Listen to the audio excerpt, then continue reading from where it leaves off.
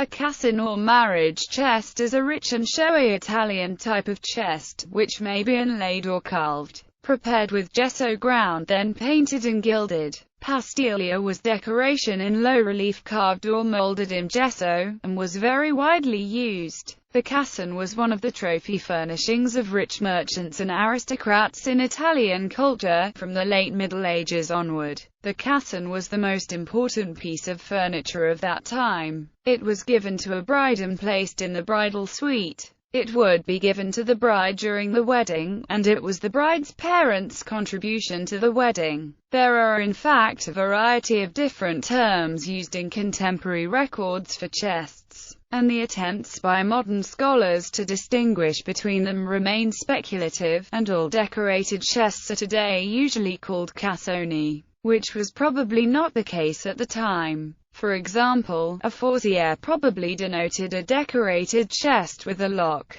Since a cassone contained the personal goods of the bride, it was a natural vehicle for painted decoration commemorating the marriage in heraldry, and when figural painted panels began to be included in the decor from the early Quattrocento, flattering allegory. The side panels offered a flat surface for a suitable painting, with subjects drawn from courtly romance, or, much less often, religious subjects. By the 15th century, subjects from classical mythology or history became the most popular. Great Florentine artists of the 15th century were called upon to decorate cassoni, though, as Vasari complains, by his time in the 16th century, artists thought such work beneath them. Some Tuscan artists in Siena and Florence specialized in such cassone panels, which were preserved as autonomous works of art by 19th-century collectors and dealers, who sometimes discarded the cassone itself.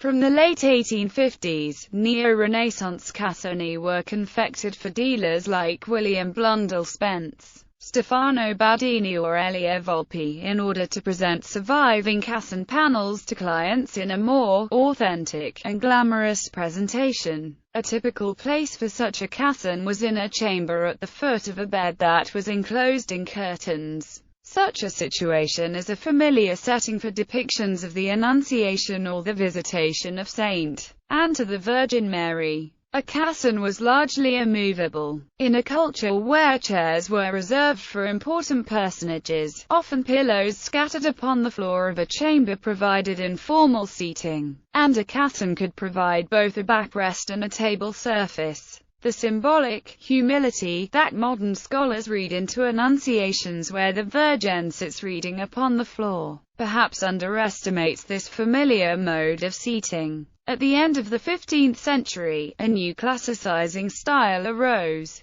and early Renaissance cassoni of central and northern Italy were carved and partly gilded, and given classical acute cor, with panels flanked by fluted corner pilasters, under friezes and cornices, or with sculptural panels in high or low relief. Some early to mid-16th century cassoni drew their inspiration from Roman sarcophagi. By the mid-16th century, Giorgio Vasari could remark on the old-fashioned cassoni with painted scenes, examples of which could be seen in the palazzi of Florentine families. A cassone that has been provided with a high-paneled back and sometimes a footrest, for both hieratic and practical reasons, becomes a cassapanca. Cassapancia were removably fixed in the main public room of a palazzo, the sala or salone. They were part of the immobile, perhaps even more than the removable glazed window casements, and might be left in place, even if the palazzo passed to another family.